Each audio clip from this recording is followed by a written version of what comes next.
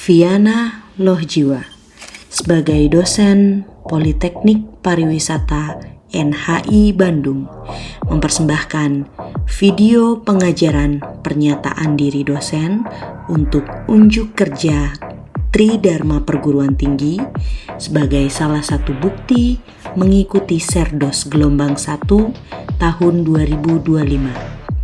Video pengajaran untuk mata kuliah Pengetahuan Usaha Pariwisata. Selamat menikmati.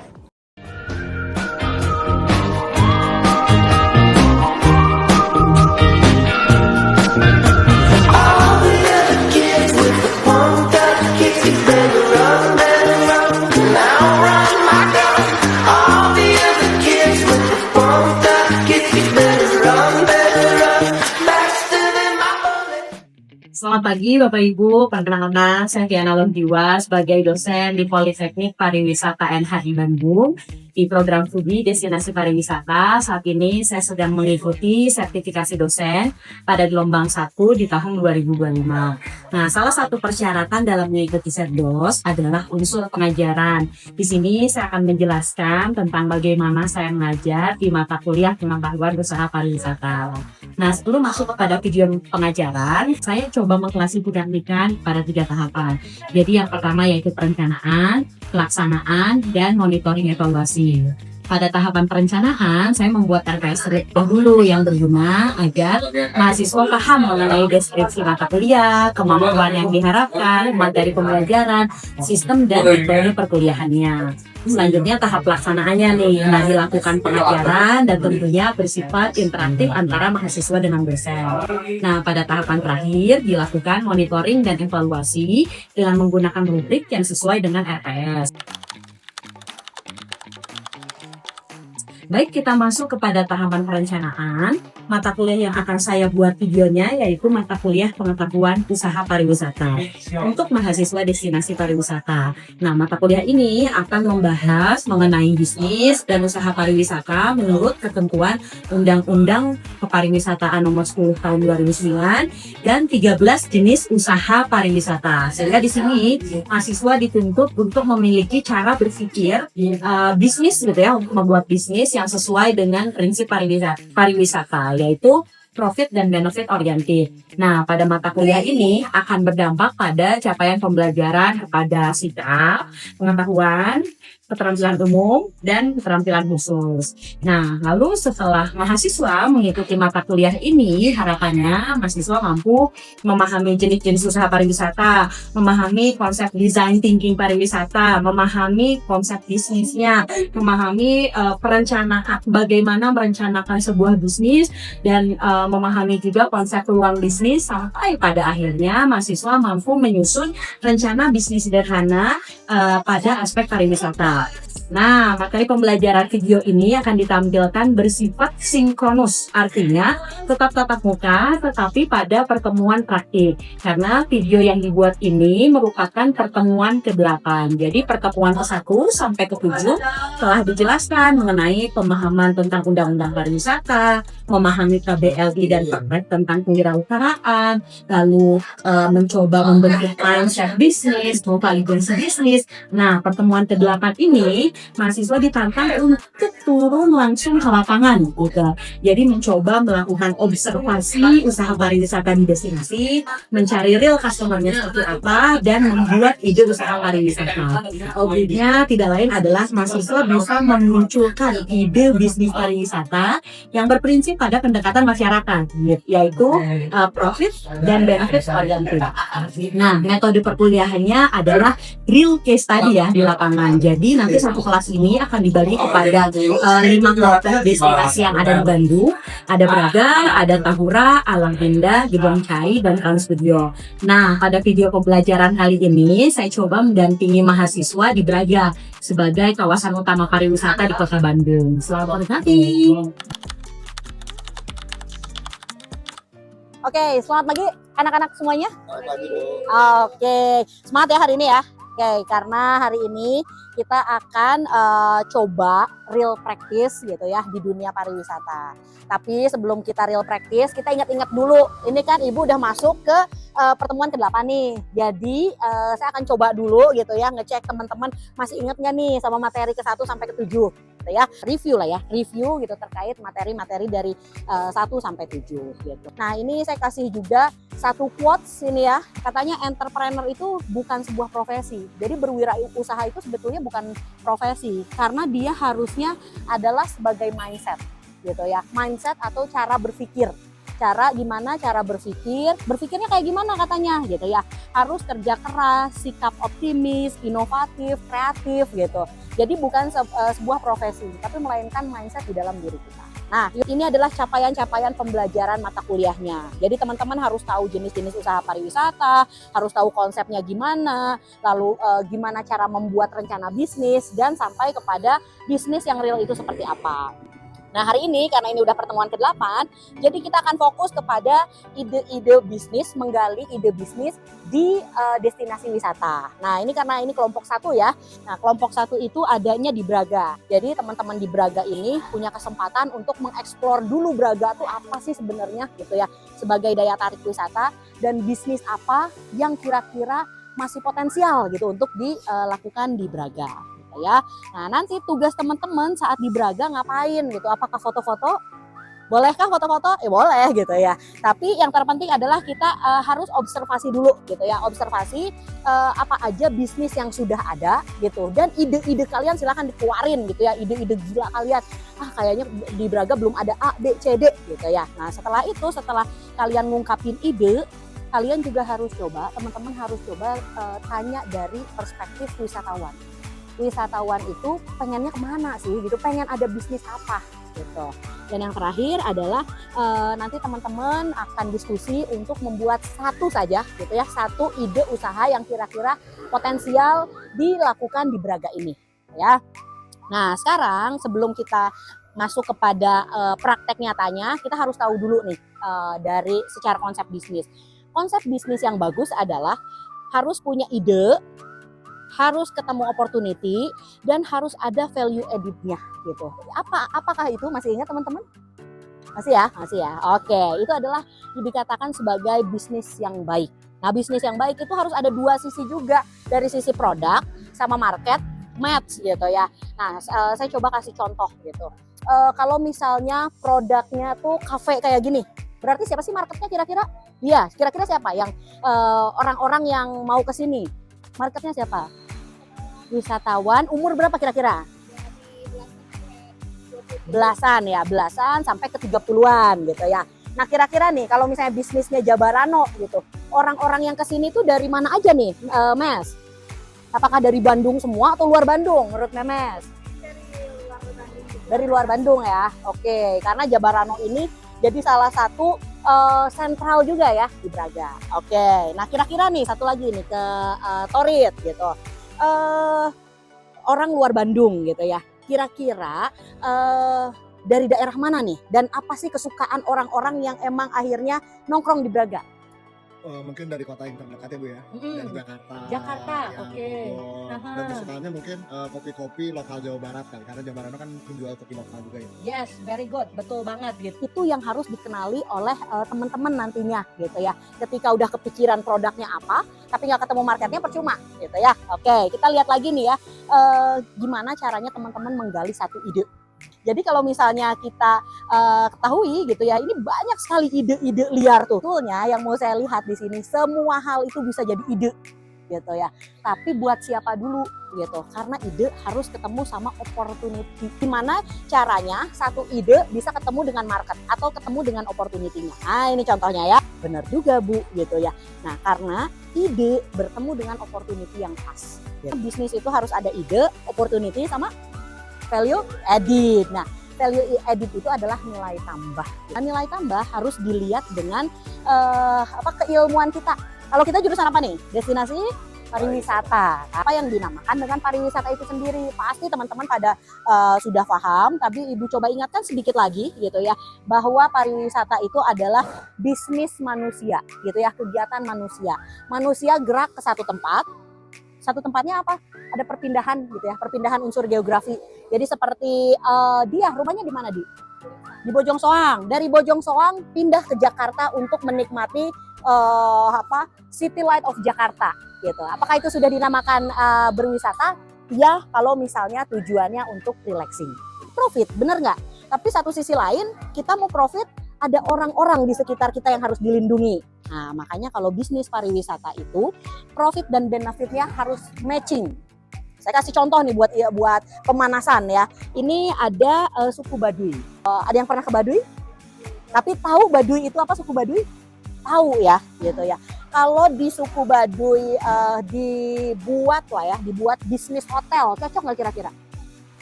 Enggak ya, gitu ya, karena nggak sesuai nih, gitu ya. Oke, secara profit tapi tidak secara benefit. Nah, ini udah saatnya nih ya kita praktek real di destinasi. Kalau tadi Ibu hanya mengingat-ingat saja gitu ya, teman-teman harus ingat nih apa yang harus ada di bisnis pariwisata. Sekarang kita akan real practice di destinasi gitu ya. Yang pertama gitu tugasnya adalah observasi dulu usaha yang ada di sini gitu. Nanti Ibu bagikan checklist di sini gitu ya. Jadi teman-teman tinggal tulis saja apa saja gitu ya usaha-usaha pariwisata yang sudah ada. Yang kedua mencari real customer untuk tadi ketemu opportunity, betul gitu ya. Dan yang ketiga adalah teman-teman ditantang nih membuat usaha yang ada di Braga gitu. Kira-kira udah kepikiran? Oh, belum ya, karena belum keliling. Kita nanti akan coba keliling. Dan ini ada penilaiannya ya. Nah, observasi teman-teman dapat nilai 20%, mencari real customer 30%, dan inilah tugas utamanya adalah membuat usaha pariwisata di destinasi. Nah, alhamdulillah sudah sampai di slide akhir. Nah, ini kita ada yang mau bertanya dulu nggak nih sebelum kita praktek real ke lapangan? Ayo. Oh ya, Praktek lapangannya apakah ada minimal kita harus ke orang?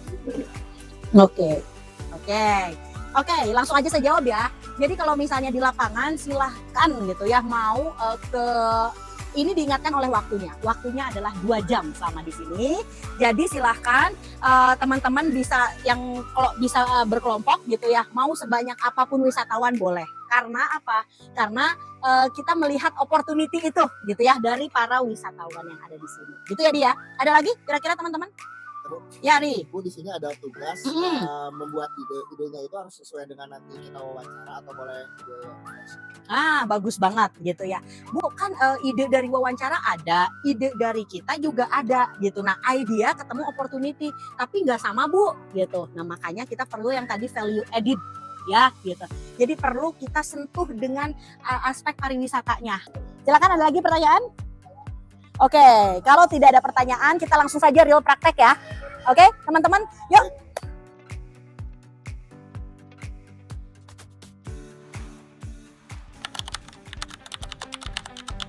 Karena sudah siap, kita ke real lapangan untuk lihat potensi apa yang bisa dikembangkan ya kan? Untuk itu kita sebelum melaksanakan kegiatan kita berdoa dulu, berdoa di pasar. Berdoa selesai, kita yel-yel dulu ya. Oke, silakan.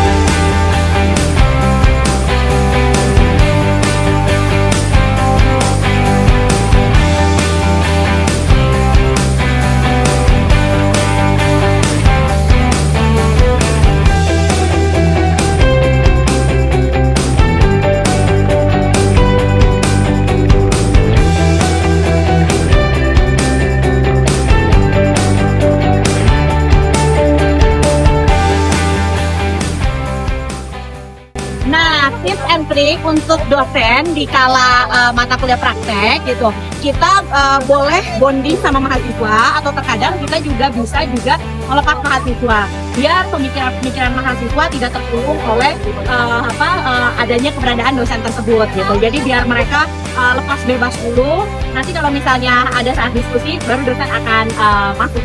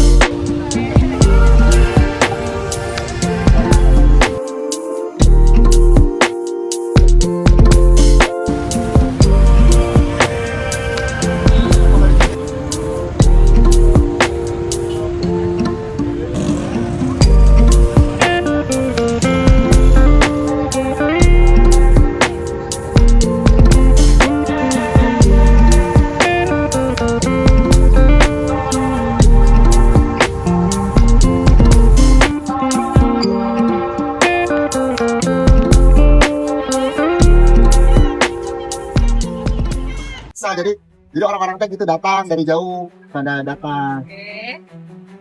Kan gimana gitu? Kalau misalnya seperti itu, pada festival ya. Oh iya. Dan juga banyak orang-orang tuh datang ke Jakarta Festival, katakannya berada di kita bikin festival lagi di festival Indonesia. Nah, menurut ada juga nanya-nanya ke beberapa orang, kata mereka pengen lihat sesuatu ya kayak festival gitu. Yang dulu itu saya kayaknya lucu deh kalau misalkan sih wisatawan itu diajak kayak jalan-jalan ke dan gitu kan ini daerah perkotaan cuman yang di dalam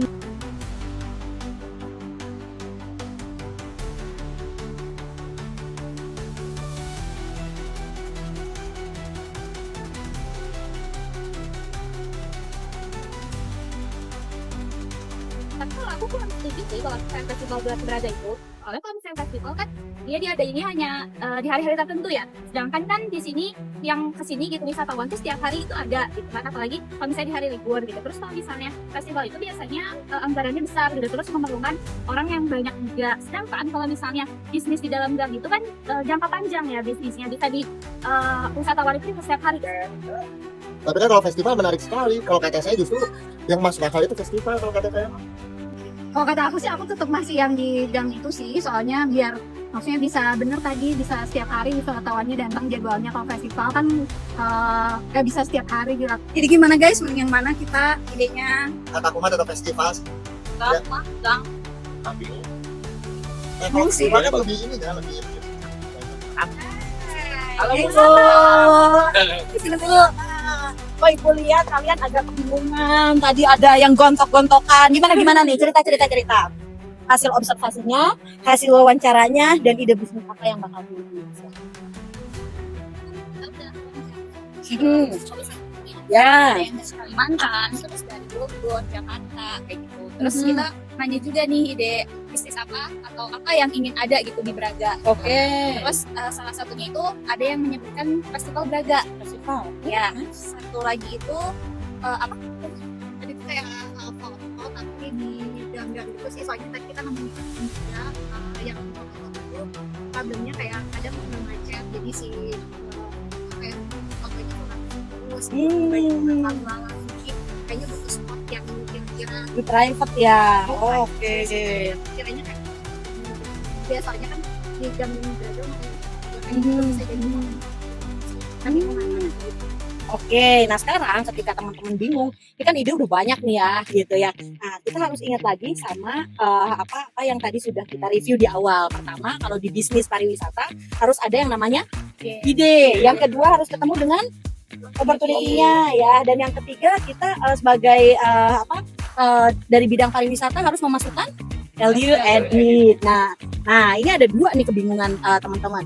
Ada yang festival yang menyatakan bahwa udah lama nggak ada festival, tapi problemnya adalah butuh koordinasi, butuh uang. Kalau yang kedua adalah yang spot foto. Nah, jadi kalau misalnya setelah kita rincikan satu-satu, lebih baik yang mana nih, Ari? Gimana, Ari? Menurut Ari? Kalau tadi kata itu sih berarti emang foto di gang itu ya. Foto di gang akan lebih affordable Iya. gitu dan akan lebih mudah untuk membangun sebuah bisnis. Karena apa? Coba. Aku pengen tahu. Tadi sih kalau menurut dari data dari teman-temannya memang di gang ini lebih mudah diaplikasikan Ya. dan lebih aplikatif kali ya. Aplikatif, betul. Dan secara modal nih ya, kalau kita ngomongin compare antara festival dengan yang kita membuat alternatif sedikit untuk foto, lebih modalnya lebih kecil yang mana nih? Oh, dari sisi bisnis. Foto ya, gitu ya. Dan kalau misalnya kita lihat secara benefit dan value added akan lebih kena gitu ya. Karena foto orang-orang itu bukan hanya di bangunan-bangunan Braga saja, tapi ada di tempat-tempat yang tertuju dan bahkan mereka nggak kelihatan. Dari hasil foto tersebut itu bisa jadi apa? Bisa jadi pemasaran pariwisata, benar nggak sih? Gitu. Nah, kalau teman-teman lihat Laskar Pelangi yang awalnya Belitung tidak terkenal sama sekali, ketika ada film Laskar Pelangi, boom, semua langsung ke sana, ya.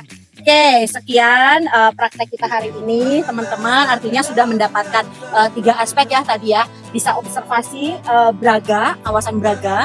Yang kedua, teman-teman sudah berani untuk mewawancarai, artinya sudah tahu market. Dan yang ketiga, kita punya cara berpikir kreatif ya gitu ya, bukan hanya bikin hotel atau bikin kafe gitu ya, enggak gitu ya, sesuatu yang sederhana bisa kita jadikan sebagai potensi.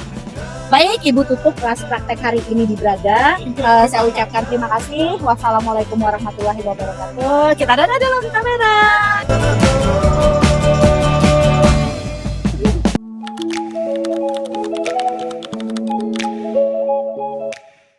Nah, tadi setelah video proses pengajaran, saya biasanya langsung menilai mahasiswa sesuai dengan rubrik yang saya sampaikan dalam RPF, di mana persentasenya 20% untuk melihat observasi usaha pariwisata di destinasi, lalu 30% mencari real customer, dan 50%-nya lagi membuat usaha pariwisata di destinasi. Sekarang saya coba masukkan ke tabel ya.